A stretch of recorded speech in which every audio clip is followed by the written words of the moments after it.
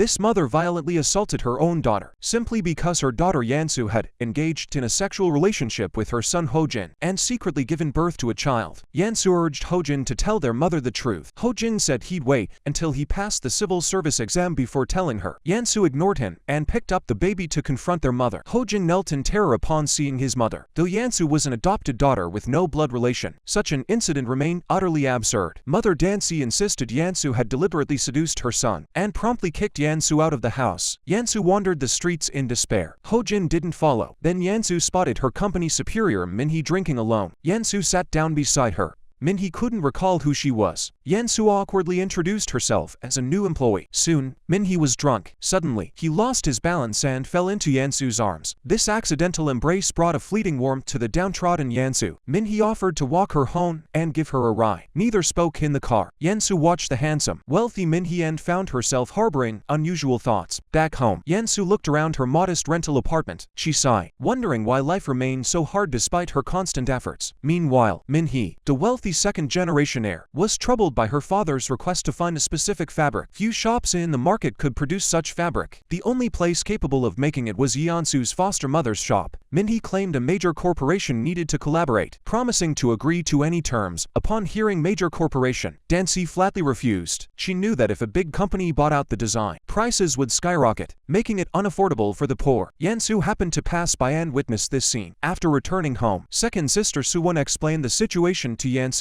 and asked her not to take it personally. Yansu casually inquired, "Was the fabric production technology developed by you and your mother?" Suwon replied, "Of course it was." Then produced a USB drive containing the preserved data. Yet this action changed everything. Meanwhile, Minhee was again pressed by her father Tae-si about progress on the fabric technology, and berated for not being as capable as her brother Jae-ho. The next day, Minhee arrived at work dejected. She happened to run into the down-on-her-luck Yansu. The two shared their respective sorrows. Yansu invited Minhee out for noodles. Unexpectedly, the struggling Yansu imparted some life wisdom to Minhee. Her words made Minhee feel she'd found a kindred spirit. Just as they were leaving, a drunken man nearly bumped into Yansu. Minhee instinctively pulled Yansu into her arms. This moment was secretly photographed. Returning home, Yansu faced her modest rental apartment, yet wore a contented smile. The next day, upon arriving at the company, Yansu received her dismissal notice. She confronted the chairman's secretary, Sante, demanding an explanation. It turned out Minhee's mother, Waylon, had learned about their date the night before. She ordered the secretary to fire Yansu immediately. The reason? Minhee had already been betrothed to the daughter of the company's investor. Yansu, coming from a humble background, secretly sought out Minhee again, hoping to be reinstated. But this scene was also secretly photographed. This time, it made the front page of the news. Waylon was furious upon seeing it, and ordered the secretary to delete the news immediately. When the chairman found out, he flew into a rage, and harshly reprimanded Minhee. Waylon soon received a call informing her of the investor's withdrawal and the annulment of the engagement. Seeing the news, Yansu felt a flicker of satisfaction, but she was swiftly dragged away by two bodyguards. The bruises on her face spoke volumes. Minhee's mother then approached. She warned Yansu to stay away from Minhee, and tossed a wad of cash at her. Yet Yansu flung the money everywhere. She vowed Waylon would pay the price. Minhee had a half-brother, Jae-ho. The two shared a close bond. Minhee's professional capabilities fell far short of her brother Jae-ho's. Seeking his own happiness, Jae-ho chose to distance himself from the family. The reason? The family refused to accept his girlfriend of humble origins. Jae-ho and his girlfriend Yoon-hae lived a simple yet contented life in their rented apartment. Yoon-hae was 8 months pregnant. She hoped Jae-ho would tell his father about the pregnancy. Jae-ho approached his father to share the news of his girlfriend's pregnancy. The chairman, upon hearing this, angrily ordered him to leave immediately. Meanwhile, Yoon-hae returned to her parents' home intending to tell her mother about her pregnancy. She happened to overhear her younger brother discussing having a child with Yansu. She could only tell her younger sister, Suwon, about her own pregnancy. Yoon-hae asked her sister to keep it a secret for now, and promised to tell their mother when the time was right. After learning about Yansu's pregnancy, Yoon-hae sent her a gift and some money, knowing Yansu's life was difficult. Yet Yansu interpreted this as hurtful, walking to the door and tossing the gift into the trash. To prove her worth to her father, Minhee sneaked into Yansu's adoptive mother's shop at night, intending to steal the fabric development technology. At home, Yansu reflected on the humiliations she'd endured these past days. A dark thought took root in her mind. She secretly slipped into her foster mother's house to search for the USB drive containing the fabric development technology. She planned to sell it to Minhee and turn her life around. But just as she stepped out, she bumped into Suwon rushing home. Suwon said her mother's shop had been ransacked, as if burglars had been there. She suggested checking the surveillance footage to see what happened. Yansu tells Suwon she hasn't eaten yet. and asks Suwon to make her something to eat first. Yansu takes the opportunity to turn on the computer and find the surveillance footage. Seeing Minhee in the footage, she instantly devises a plan. She immediately copies the surveillance file to her phone and then deletes the file from the computer. This way, she now holds leverage over Minhee. Because Minhee has been embroiled in a scandal, the chairman had no choice but to recall Jae-ho to assist at the company, and consequently accepted Yoon-hae. The chairman arranged a meeting with Yoon-hae. Yoon-hae was deeply moved by the chairman's approval. The next day, Jae-ho also received an invitation from his father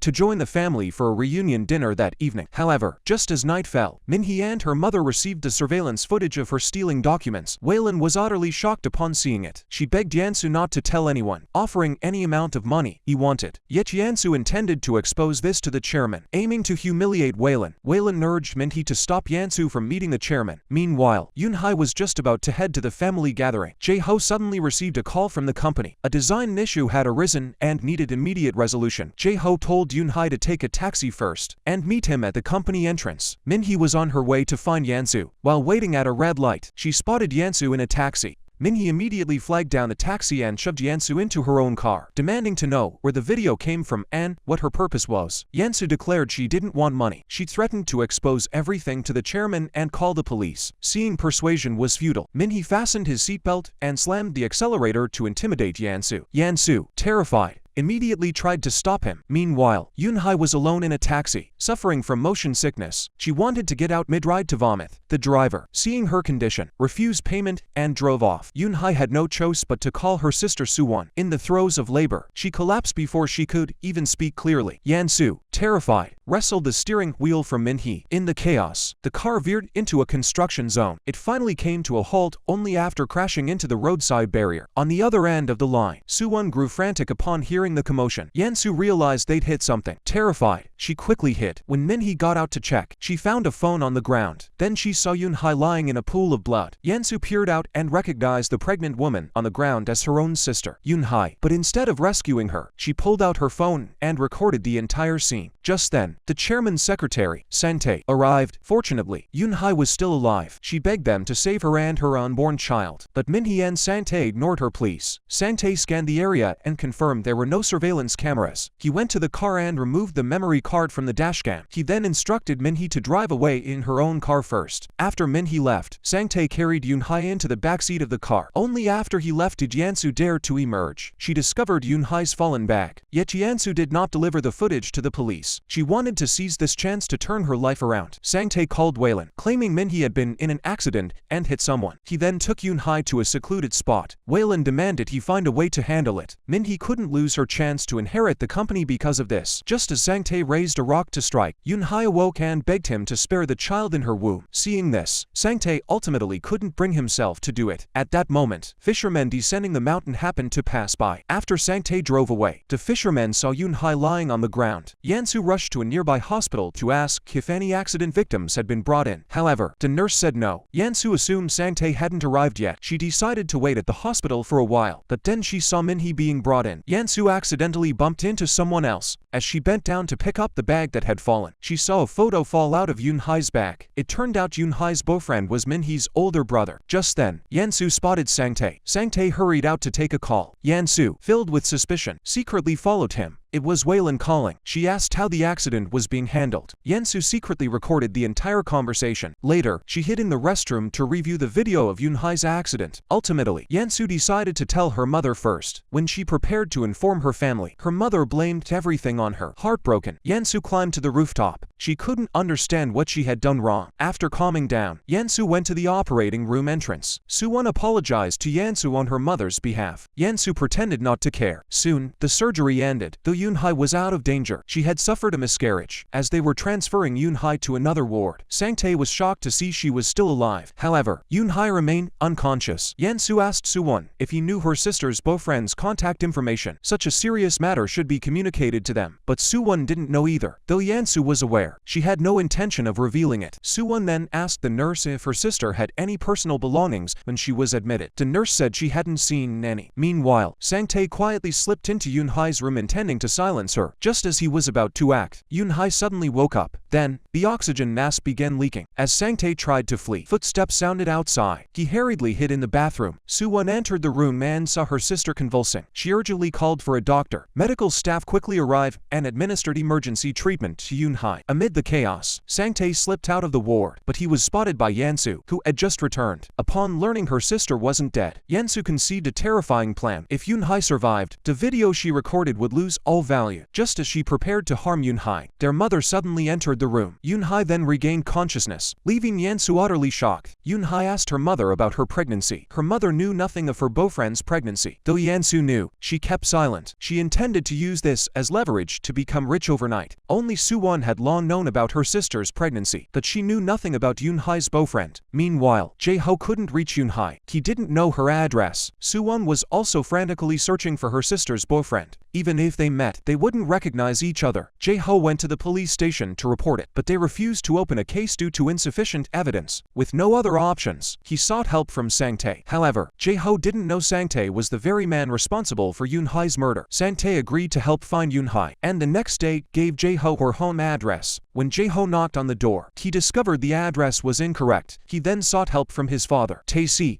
questioned why his son hadn't brought his girlfriend to the family dinner 2 days prior. Jae-ho revealed Yoon-hae's disappearance. He hoped his father could help find Yoon-hae's home address. Tae-si responded by saying he'd have Sang-tae handle it. Jae-ho protested he'd already approached him, but Sang-tae had given him the wrong address. Tae-si immediately summoned Sang-tae and demanded an explanation. Sang-tae feigned ignorance and promised to reinvestigate. Concerned about Sang-tae's fatigue, Tae-si assigned Secretary Kim to handle it, yet Sang-tae beat him to it, instructing Secretary Kim privately. Later, Waylon approached Sang-tae. She demanded he eliminate Yoon-hae within a day. Unaware of this, Jae-ho searched the hospital for his wife. A nurse informed him no such patient existed. Sang-tae then received a call from the nurse he had bribed. Suddenly, Yoon-hae's entire body convulsed. Soo-won urgently called for a doctor. The doctor rushed over and quickly assessed Yoon-hae's condition. Yoon-hae told Soo-won to find Jae-ho immediately. Soo-won was also at a loss. Soon, Yoon-hae's heart stopped beating. The doctor then formally announced Yoon-hae's death. Meanwhile, the police station finally had news. They informed Jae-ho that his girlfriend had fallen off a cliff in an accident. Jae-ho refused to believe it. He asked the officer if they had Yoon-hae's address. The officer stated the deceased had already been cremated and was now interred in a columbarium. When Jae-ho saw his girlfriend again, he never imagined it would be under such circumstances. Waylon soon received the video of Yoon-hae's car accident. She was stunned. Who had filmed this? Then a call came. Yansu arranged to meet Waylon. She intended to extort 20 billion won using this video. The next day, Yansu received the transfer notification. She'd never seen so much money. It thrilled her. The first thing Yansu decided to do was break up with her penniless boyfriend. Ho-jin asked, "What about our daughter Minya?" Yansu didn't answer and walked away. She secretly carried her daughter away while her mother-in-law was napping. Then she went to the orphanage. She lied to the director about her daughter's background and gave her a new name, Ha-yoon. When Ho-jin returned, he found the child gone and Yansu's luggage already packed. At that moment, she was enjoying the pleasures of the wealthy, staying in a luxury hotel and sipping red wine. She repeatedly checked her bank balance. Waylon complained to Sang-tae about being extorted for 20 billion won by Yansu. Her son Min-hee overheard the conversation. Min-hee hadn't heard about the car accident. He only heard that his mother had been extorted for a large sum by Yansu. He then confronted Yansu, berating her as a despicable person. Seeing Yansu dare to humiliate him, Min-hee angrily grabbed her by the throat. Ho-jin rushed in to stop him. In the struggle, he was accidentally pushed down the stairs. Yansu urged Min-hee to leave immediately. Just as she was about to call emergency services, she noticed there were no surveillance cameras around and abandoned the idea. Later, a nurse spotted Ho-jin and notified Soo-won. Soo-won found an orphanage business card beneath Ho-jin. Soon after, Ho-jin was out of danger but remained unconscious. Soo-won was telling his mother about Ho-jin's condition. Ho-jin woke up at that moment. Soo-won asked if he had seen Yansu, but it turned out Ho-jin had lost his memory.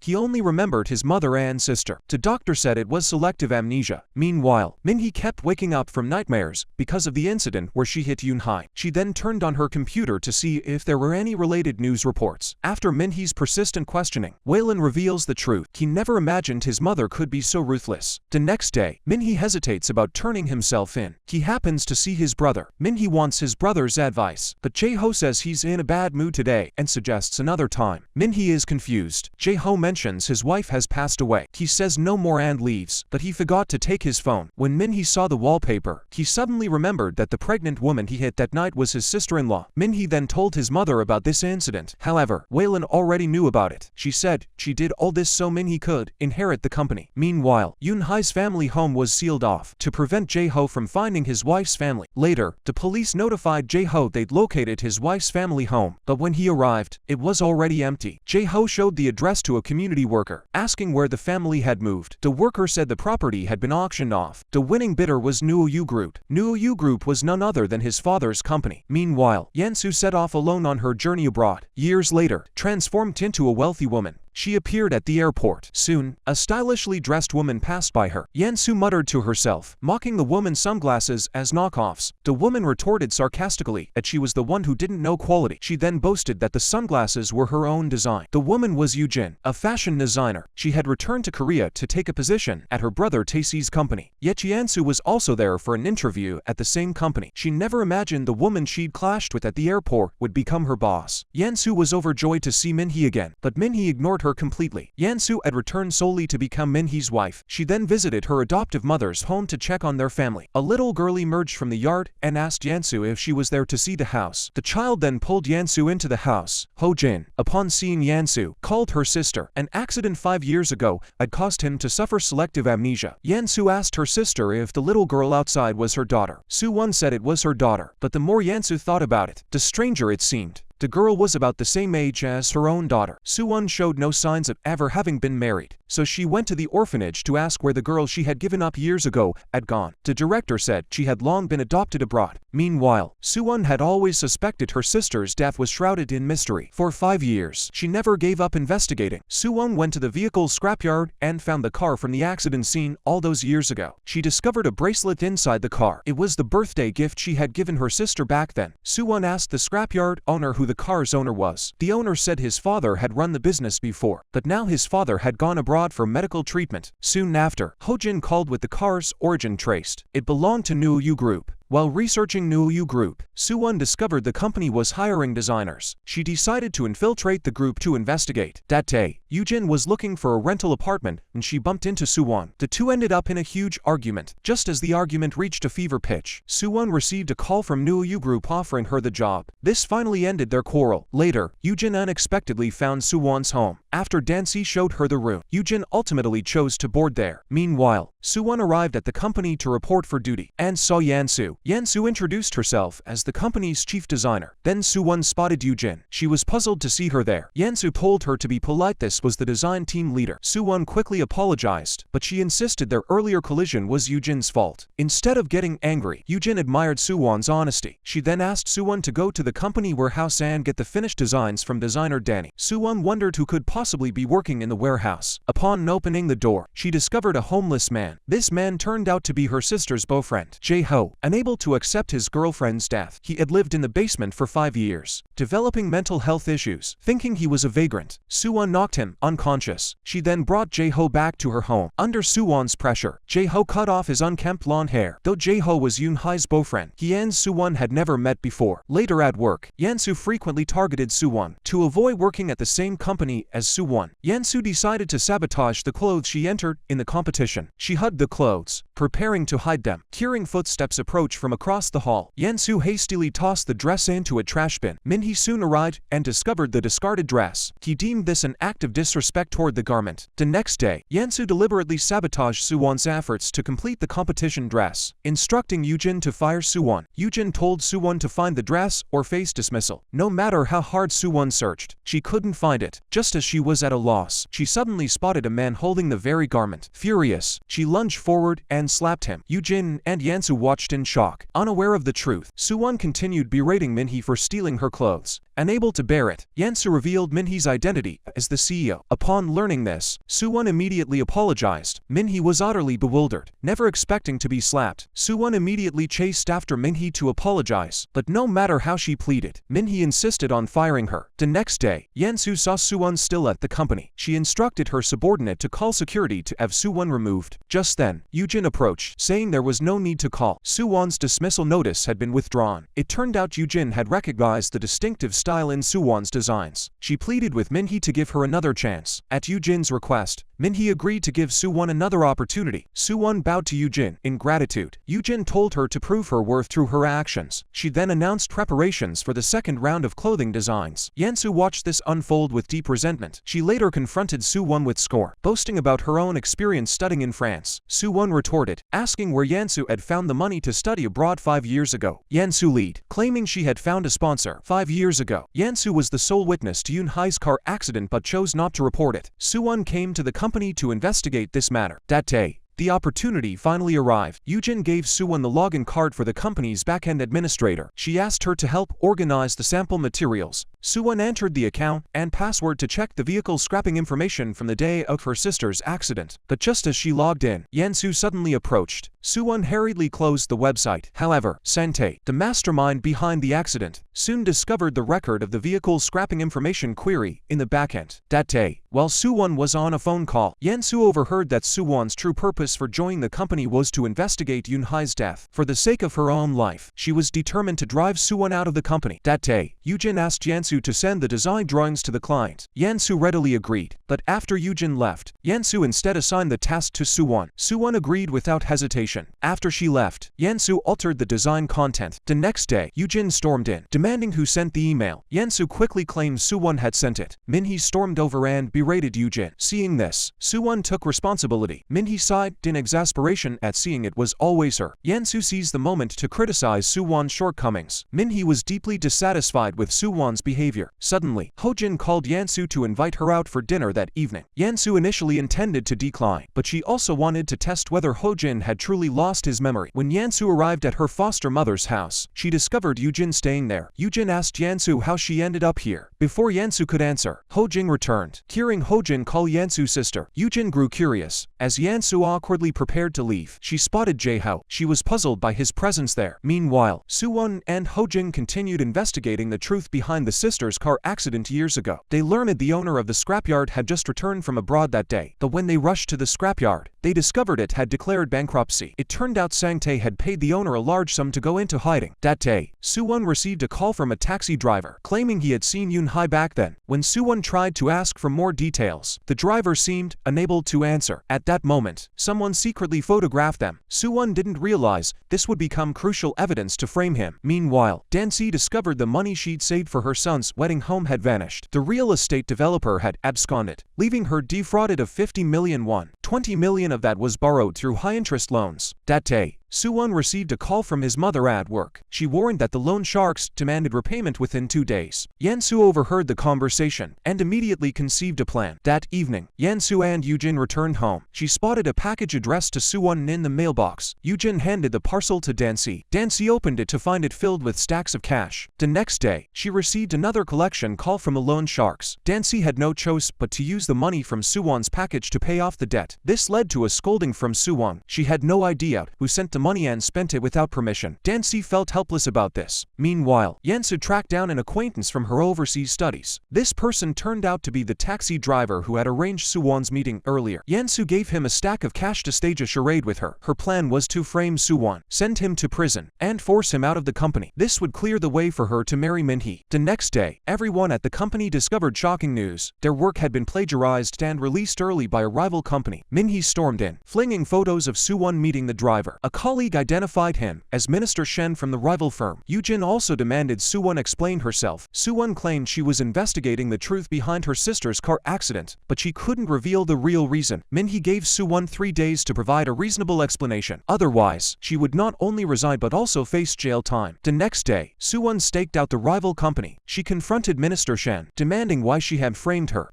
Panicked, Minister Shen abruptly pushed Soo-won aside. and stormed off. This unusual behavior only deepened Soo-won's suspicion that something was amiss. Yan-soo suggested to Min-hee that she might be able to mitigate the company's losses. After all, she had connections with Minister Shen. Soon, Soo-won and the others began investigating Minister Shen. They staked out the building where Minister Shen lived. Ho-jin had to return to the office for urgent business and promised to rejoin them later. Because it was freezing cold, Soo-won and Jae-ho waited at a nearby convenience store. Suddenly, a figure appeared outside the window. Soo-won recognized it as Minister Shen. The two quickly gave chase. Just as Jae-ho grabbed Minister Shen, a delivery man collided with Soo-won from behind. Minister Shen seized the moment to punch Jae-ho and fled immediately. Upon learning Ho-jin was investigating, Yan-soo advised Minister Shen to leave the country temporarily. The 3-day deadline passed. The next day, Soo-won discovered Minister Shen had resigned. The 3-day deadline had expired. Soo-won faced questioning by the company's disciplinary committee. They questioned whether she had leaked company secrets. Soo-won vehemently denied the allegations. Her defense seemed plausible to everyone present. Ultimately, they decided to postpone judgment until Minister Shen was located. Meanwhile, Minister Shen called Yan-soo, revealing that Ho-jin had uncovered his past embezzlement. He told Yan-soo he intended to turn himself in. Yan-soo immediately threatened him. Jae-ho discovered an envelope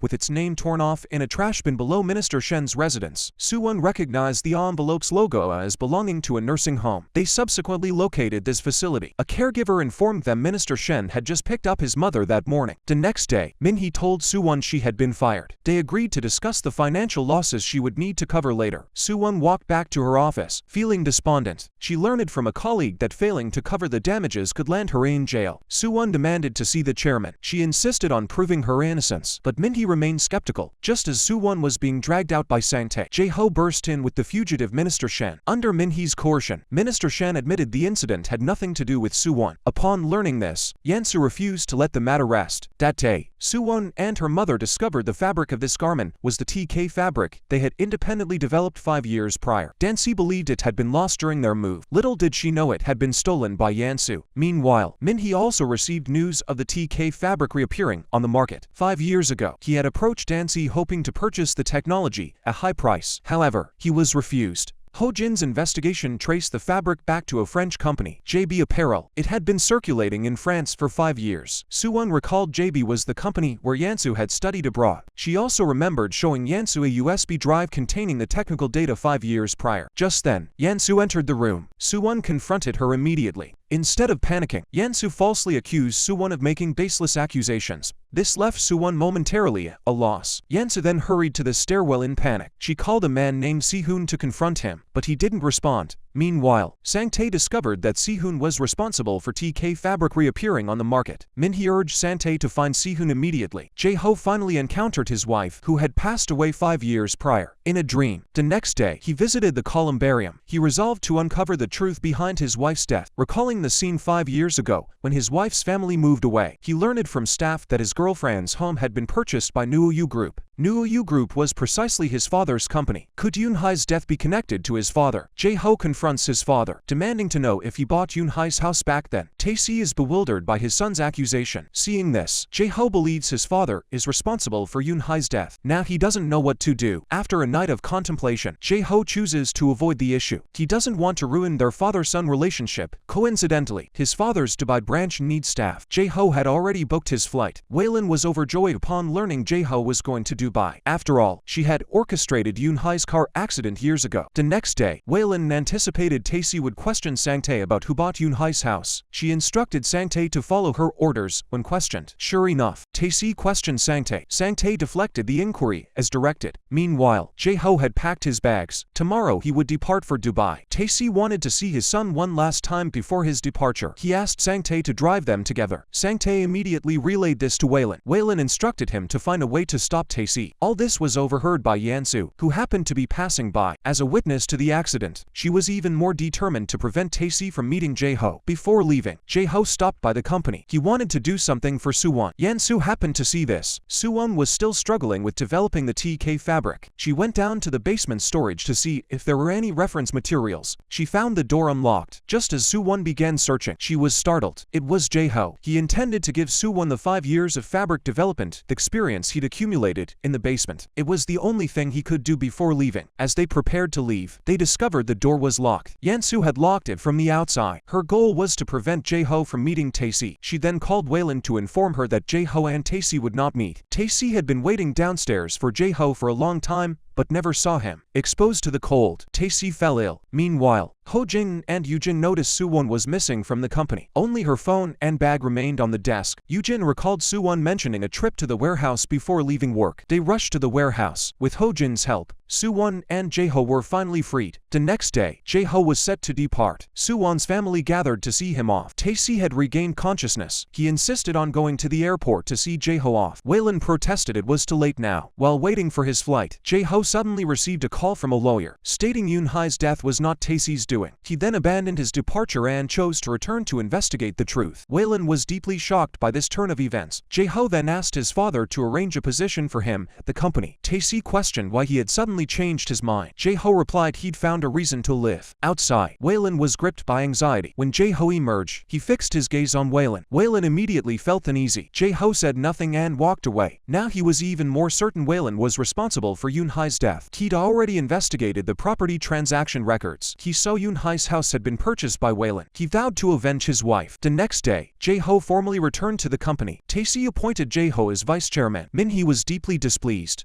Meanwhile, Suwon accidentally knocked Yansu's bag to the ground. As she scrambled to retrieve it, she discovered a key to the underground warehouse falling out. Yansu tried to snatch the key back. Suwon confronted her, demanding if she was the one who locked her in the warehouse that day. Yansu tried to make excuses. In the struggle, the key flew out and landed by the door. It was picked up by Jae-ho, who had just returned to the company. Jae-ho confronted Yansu, demanding why the key was in her possession. He then summoned Yansu to his office. He asked her where she was around 7 p.m. the day before yesterday. Yansu claimed she couldn't remember after so much time had passed. No matter how Jae-ho pressed her, Yansu refused to admit her involvement. This made Jae-ho feel he had overreacted. Shortly after, Yansu unexpectedly received news of her promotion. She was promoted to head of the design department. Yoo-jin then announced the company would hold a fabric RD competition. The company would be divided into 2 teams. Team 1, Jae-ho and Suwon. Team 2, Min-hee and Yansu. Meanwhile, Ho-jin and Suwon continued investigating the missing fabric RD technology. That day, Ho-jin staked out the beer of the technology. He was ambushed, all orchestrated by Yansu behind the scenes. Fortunately, Ho-jin escaped with only minor injuries. He instructed his subordinates to review nearby surveillance footage. The perpetrator from that day was quickly identified. Initially, the suspect vehemently denied the crime. Only under Ho-jin's threats did he finally confess. Ho-jin then confronted Yansu. He demanded to know why she had stolen the USB drive containing the fabric technology. Despite Ho-jin's overwhelming evidence, Yansu still denied her actions. When Ho-jin threatened to hand the case over to the police, Yansu falsely claimed she did it because life in France was too difficult. Ho-jin cut her off and left. The next day, Ho-jin decided to give Yansu one more chance to confess. Yansu still lied, blaming her difficult life. Though Ho-jin knew Yansu was lying, he spared her out of past affection. At the company's fabric RD competition, Suwon's team struggled with fabric mold resistance. Yansu's team faced the same challenge. She proposed experimenting with carbon fiber. This competition would determine her standing in the company. Suwon discovered clothes store in a wooden box at home for over a decade remained perfectly preserved. Dancy explained it was an agar-wood box. Sure enough, the next day, fabric infused with agar-wood showed significantly enhanced mold resistance, yet it still fell short by 2%. The pair prepared to seek President Jin's assistance. Yansu's fabric, despite adding carbon fiber, also failed to achieve 100% mold resistance. Suwon learned from President Jin. The reason they hadn't achieved 100% preservation was due to using inferior agar-wood. Vietnamese agar-wood proved most effective. Suwon asked Xiaoji, her teammate, to research agar-wood. Seeing hope, Xiaoji went to pour a celebratory cup of coffee. Just then, Yansu approached. She saw Xiaoji researching agar-wood and informed Min-hee that agar-wood possessed excellent preservative properties. Min-hee immediately ordered his subordinate to purchase the finest agar-wood nationwide. He soon located Vietnamese agar-wood. He instructed his team to test its anti-fungal properties. The next challenge was addressing the fabric's breathability. Meanwhile, President Jin also secured premium Vietnamese agarwood. They awaited the experimental results. Elsewhere, Yansu approached Xiaoji. She intended to extract information from him. Fortunately, Xiaoji didn't fall for it. Then he received a call. It turned out his mother's medical fees still weren't covered. Upon hearing this, Yansu immediately hatched a plan. She then called Xiaoji into an empty room, attempting to bribe him. However, Xiaoji didn't take the bait. Meanwhile, Suwon's fabric with added agarwood finally solved the anti-corrosion issue. Yansu's team had solved the preservation issue with agarwood, but breathability remained unresolved. With the competition deadline approaching, Minhee began probing Yansu about Suwon's team's progress. Meanwhile, Suwon shared the good news with Xiaoji, urging him to keep it confidential until the competition. Shortly after, Xiaoji received a call from Minhee, tempted by Minhee's financial offer, which coincided with his mother's urgent medical needs. Xiaoji secretly handed over the research plan to Yansu. Ultimately, Minhee achieved her goal of winning the competition and gained her father's approval. Suwon and Jae-ho suspected foul play. Suwon then received a call from President Jin, who indicated Xiaoji was the prime suspect. Jae-ho summoned Xiaoji to question him about the details. Seeing Xiaoji's nervousness, he instantly understood. Soon, Jae-ho found evidence of Xiaoji's wrongdoing. Faced with this, Xiaoji had no choice but to confess. Jae-ho then confronted Minhee, calling his methods despicable. Believing Jae-ho lacked proof, Minhee refused to admit guilt. Seeing this, Jae-ho directly exposed Minhee's actions. This was overheard by Tae-si, who happened to be passing by. Tae-si flew into a rage and demanded to know if Minhee was responsible. Just as Minhee was about to confess, Yansu burst into the room. She took full responsibility for the incident. Yansu was desperate to marry Minhee and was willing to risk everything. Tae-si then decided to entrust the upcoming exhibition to Jae-ho. Minhee begged her father for another chance, but he refused her without mercy. That day, Yansu visited her foster mother's home. She discovered Suwon's daughter shared her peanut allergy. Yansu suspected this might be the daughter she had abandoned 5 years ago, so she asked the girl who her father was. The girl said she had never seen her father since childhood. Yansu then brought the girl home. She asked her foster mother who the girl's father was. Dansi refused to answer. After returning home, Yansu suspected Suwon's daughter was the child she had abandoned 5 years ago. Meanwhile, Suwon devised a plan to make Yansu give up on Hallyu. The next day, celebrating her promotion, she told the family it would go out for a celebration that evening. Yansu thought her chance had come. That evening, using the key Yujin gave her, she secretly entered her adoptive mother's home. Suwon's family was out dining to celebrate. Yujin seized the moment to reveal her relationship with Jae-ho. She was actually Jae-ho's aunt. This news shocked everyone. Suwon was overjoyed upon learning this. Meanwhile, Yansu took Hahyun's toothbrush. She intended to get a paternity test done. Meanwhile, Minhee met with her business partner, Ho-jin, serving as interpreter, met Minhee for the first time. This marked the beginning of their connection. Soon, Yansu received the paternity test results, but the outcome showed no biological link between her and Hallyu. It turned out Suwon had orchestrated everything. That day, knowing Yansu would return, Suwon replaced Hahyun's toothbrush with a new one before leaving for the dinner. Soon after, Ho-jin and Suwon finally locate a witness to the night of the sisters' car accident. The witness states they couldn't clearly see the person's face due to the distance at the time, but if they saw that person again, they could recognize them. Ho-jin has no choice but to send the witness away. Just then, Sang-tae passes by. The witness suddenly realizes he is the person they saw that night. Ho-jin rushes after them, but it's already too late. To uncover the truth behind his sister's death, Ho-jin resigned from his position as a prosecutor, choosing instead to join Nuoyu Group and work alongside Suwon to uncover the truth behind his sister's death. That day, Minhee presented Yansu with an exquisitely valuable necklace. He personally fastened it around Yeonsu's neck. This thrilled Yansu, who was determined to marry into wealth. The next day, Waylon noticed the necklace on Yansu. She asked Yansu why she was wearing it. It turned out Waylon had spotted the necklace on Minhee's desk the previous day, and had secretly rejoiced, assuming it was a gift from Minhee. Yansu claimed Minhee had given it to her. Waylon yanked the necklace right off Yansu's neck and stormed off to confront her son. She flung the necklace at Minhee's feet and demanded to know why she had given it to Yansu. Minhee felt utterly helpless and didn't want to explain. That night, just as Yansu was preparing for bed, she received a text from Minhee demanding they meet. She called back, but Minhee's phone was already turned off. Without thinking much, Yansu hurried to meet Minhee. However, the next day, Minhee woke up leisurely from bed. She turned on her phone and found multiple missed calls from Yansu the night before. He called Yansu, but her phone was off. Yansu also didn't show up for work at the company. Soon, frantic cries for help echoed from an abandoned shipping container. Meanwhile, Minhee asked his mother if she was responsible. Waylon, seeing her son speak to her like this over a female employee, angrily slammed the door and left. The next day, Min-hee received a call and saw Yansu vanish from surveillance footage near the docks. Min-hee and Hojin rushed to the port. They split up to search. Finally, Min-hee found Yansu. Sang-tae watched from afar as Yansu was rescued. Waylon was furious. Min-hee returned home and told her mother she would never forgive her if she was responsible. The next day, Hojin uncovered the truth. The text message had been sent anonymously. The location traced back to Sang-tae's office. Min-hee confronts Sang-tae in his office, demanding why he did this. He berates Sang-tae, calling him nothing but a dog in his family. Waylon enters, ordering Min-hee to release Sang-tae, and warning him never to pursue a relationship with Yansu. Yet Min-hee is already deeply entangled with Yansu. Waylon tells Sang-tae not to take Min-hee's words to heart. How could Sang-tae not be heartbroken? After Waylon leaves, Sang-tae opens a drawer and takes out the dusty diary. He flips to the page with the secret photograph. Sang-tae is overcome with grief. That day, Min-hee solemnly tells his parents he has something important to announce. He then asks Yansu to come in, and informs his parents he intends to marry Yansu. After failing to persuade him, Waylon personally visited Yansu. Yansu couldn't understand what she wanted now. Unexpectedly, Waylon knelt directly before Yansu. This left Yansu utterly stunned. Waylon begged Yansu to spare Min-hee. Seeing this, Yansu agreed to break up with Min-hee. Min-hee soon received a call from Yansu. He rushed to Yansu's home. Seeing Yansu's disheveled hair and the disordered furniture, Min-hee was baffled.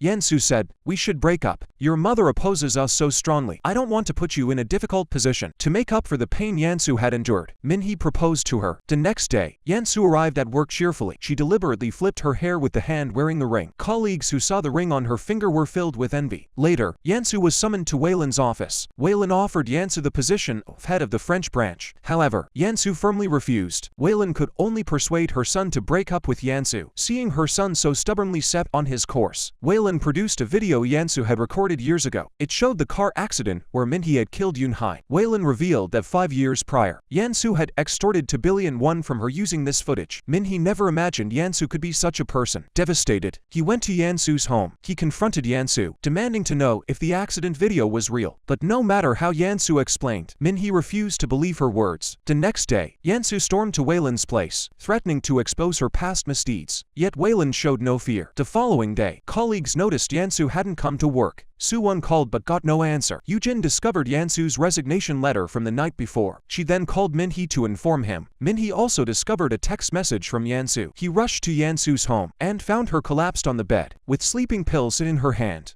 Seeing Yansu had taken sleeping pills for his sake, Min-hee brought her back home and told his mother he must marry Yansu. Seeing this, Waylon threatened suicide too. In her emotional state, she fainted. Unaware of the truth, Tae-si thought his wife was overreacting. That day, Yansu accidentally overheard a secret. Min-hee seemed to be Waylon and Sang-tae's illegitimate child. Yansu, sharp as ever, instantly guessed something. She secretly entered Sang-tae's office. After searching, she discovered that long-forgotten photograph. Yansu then went to Min-hee's home. She told the nanny Min-hee had asked her to return for a document. Yansu secretly entered Waylon's bedroom. That photograph alone wasn't enough to prove Sang-tae and Waylon's relationship. She needed to find more compelling evidence. Soon, she found an album. The next day, she invited Waylon to the office. Yansu opened the album and pulled out two crumpled photos. She demanded Waylon explain their origin. Waylon argued a few photos proved nothing. Yansu threatened what Tae-si would think if he found out. Waylon hesitated before lunging forward. Yansu reassured Waylon and Sang-tae not to panic. "Just agree to marry me and Min-hee, and I'll keep this secret forever." Yansu then told Sang-tae that if he helped her marry Min-hee, she would expel Tae-si from the company and make Sang-tae its true owner. Tae-si, completely unaware, still supported Min-hee and Yansu's marriage. Waylon was momentarily at a loss. Tae-si even urged his wife to agree. Back in her room, Waylon pondered deeply. Min-hee came to persuade her as well. The next day, Waylon found Yansu and agreed to her marriage with Min-hee. But she had one condition: Sang-tae's secret must never be revealed to anyone. Yansu was deeply moved upon hearing this. Soon after, she donned the wedding gown she'd longed for. Colleagues offered heartfelt congratulations. Min-hee even praised Yansu, saying she looked truly beautiful today. Not a trace of a smile graced Waylon's face. Sang-tae, sitting in the corner, found no joy either. His son was getting married. This was the only way he could participate. After the ceremony, in the reception hall, Hojin delivered a dreadful blessing. Yansu realized Hojin might have regained his memory. Ultimately, she and Min-hee held their wedding as planned. It was a marriage blessed by only a handful of people. Hojin watched his former wife from the sidelines. He recalled the painful past he wished to forget. 5 years ago, after Yansu extorted a substantial sum of dirty money, she left home with their daughter. Then she threw herself down the stairs. He had buried those heartbreaking memories. Days earlier, Hojin visited the orphanage and learned Yansu had placed her daughter there. Before Soo-won took her home, room and named her Hyun. Yet the moment he recalled all this was precisely when Yansu remarried. Hojin hid in a corner, weeping bitterly. That day, Hojin brought his daughter to visit Yansu's home. Though Yansu remained unaware Hyun was her own child, Hojin had originally been invited by Tae-si for a game of chess. However, Tae-si had to leave suddenly for an urgent matter. He instructed Yansu to take good care of the guest. Hyun had never seen such a large house before. Curiosity drove her to explore everywhere. She ended up accidentally entering Yansu's bedroom. Unexpectedly, she discovered a secret from 5 years ago. Hojin had come here looking for Hyun. Later, he found Hyun in the closet. Just as Hyun emerged, Hojin discovered the backpack that had been missing since his sister's car accident 5 years ago. Yansu, witnessing this, panicked in terror. Hojin demanded why the bag was here. Yansu tried to make excuses, but Hojin refused to believe her. That day, Suwon received a call saying the 5-year-old video had been restored. She said she'd come back in an hour to pick it up. Yansu overheard every word. After Suwon left, Yansu spotted a business card on Suwon's desk. It belonged to a professional data recovery specialist. Yansu immediately went to the address on the card. She told the person she was there on Suwon's behalf to collect a computer. She then took the computer to Minhee. Inside was surveillance footage from 5 years ago, showing Minhee secretly breaking into Suwon's home to search for fabric RD technology. If this video were released, Minhee's current standing would be destroyed. The two decided to delete the video. Just as they gloated over their success, they simultaneously received the video they had just deleted. As they stood bewildered, Suwon pushed open the door. Yansu quickly hid the laptop under the sofa. It turned out Suwon had one more trick up her sleeve. Everything that had just happened was part of her plan. She had received the video via email before even getting the phone call. The call was merely to ensure Yansu heard it, but Suwon had no intention of making the video public. She still wanted to stay at the company and continue investigating the truth behind Yoon-hai's death. That day, Yansu received a phone call. The caller was none other than the taxi driver who had picked her up 5 years ago. He had witnessed the entire car accident. The driver then invited Yansu to meet at a restaurant. Unexpectedly, Hojin had been waiting there all along. Hojin confronted Yansu, demanding to know what she had done to Yoon-hai. That day, Minhee and Yansu arrived at an abandoned building. As they spoke, a large poster fell from above, a photo of Hojin and Yansu together. Minhee was utterly confused by the scene. Hojin confessed he was Yansu's ex-husband. Upon learning this, Minhee flew into a rage and fought with Hojin. That day, Minhee unexpectedly discovered he wasn't his father's biological son. He tore the DNA test results to shreds and tossed them into the trash. Later, when Hojin came to deliver documents to Minhee, he spotted the papers in the trash can. Taking them home, he pieced them together. He discovered Minhee was not Tae-si's biological child. Based on past events, Hojin suspected Sang-tae was Minhee's father. The next day, he handed Minhee and Sang-tae's paternity test results to Jae-ho. They decided not to tell Tae-si for now. That day, Hojin and Yansu fought over Sang-tae